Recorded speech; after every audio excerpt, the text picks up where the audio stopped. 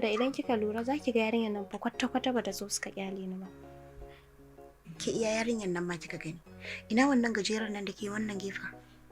To ai har shi bai so aka bar ki ba.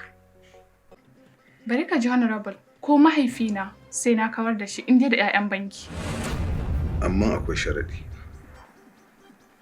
Wannan karan sai na gaggawa su ido da ido. Ina so na sanar da kai cewa kana yin rawa ne akan bindin kunama. Idan da na so, da yanzu nan zan bawa 'yan sanda umarni su naɗe ka a nan inda kake yanzu. To amma ba haka nake son wasan ya kasance ba.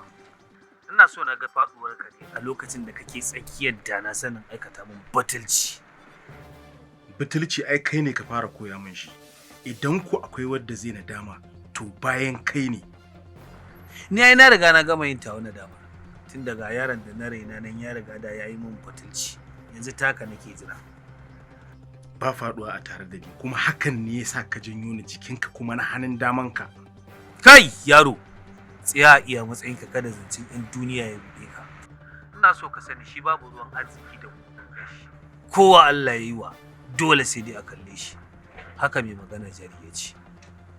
Kai ka san shi, ni ban ma san shi ba. Kuɗi su ne karin maganar da na fi sani a duniya. Ina cikin tashin hankali a ruɗe nake wallahi.